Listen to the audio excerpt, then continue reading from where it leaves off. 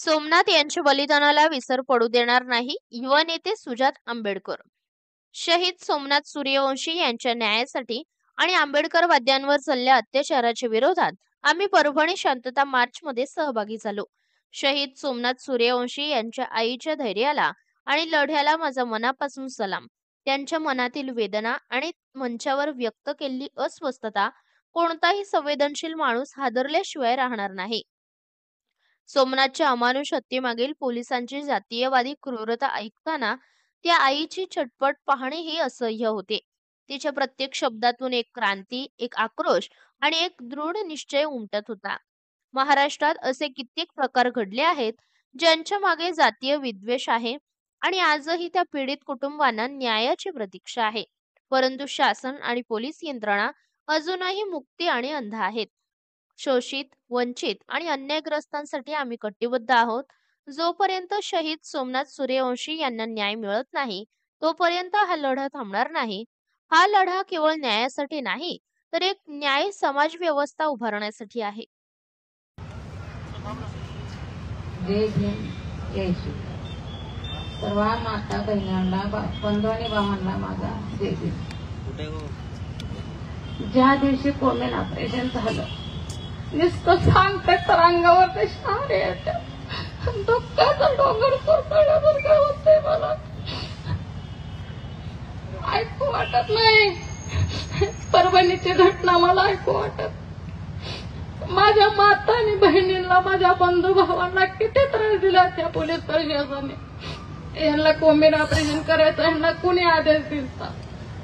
यांना आदेश होता जे चुकले त्यांना 4 फटके द्यायचं आणि अटक करून 4 दिवस जेलमध्ये ठेवायला पाहिजे होते. एवढा माझ्या बांधवांना मारून कुणाचे हात तोडले, कुणाचे पाय तोडले, कुणाला डोके फोडले.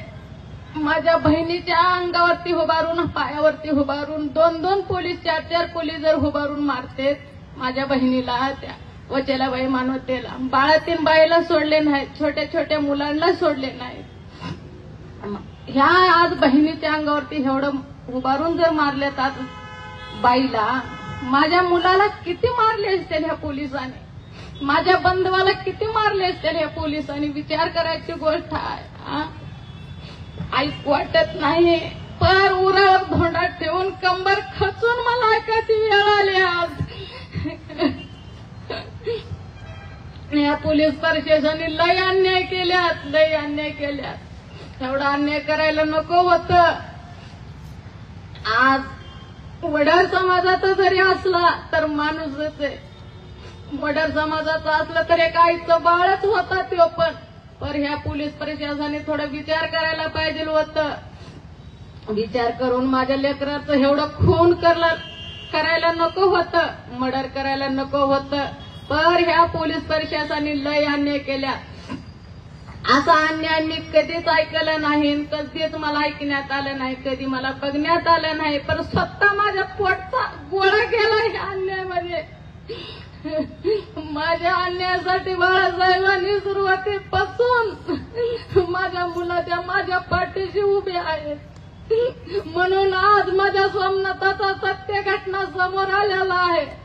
आज जर बाळासाहेब इथं परभणीत आले नसते तर या लोकांनी माझ्या सोमनाथाचा खून केलेला ही दाबादाबी करून सगळं जिकडल्या जिकडे केले असते. किती नेते आले, किती आमदार खासदार आले, पण कुणी माझ्या पाठीशी उभारले नाहीत. सगळे येऊन बघून गेले.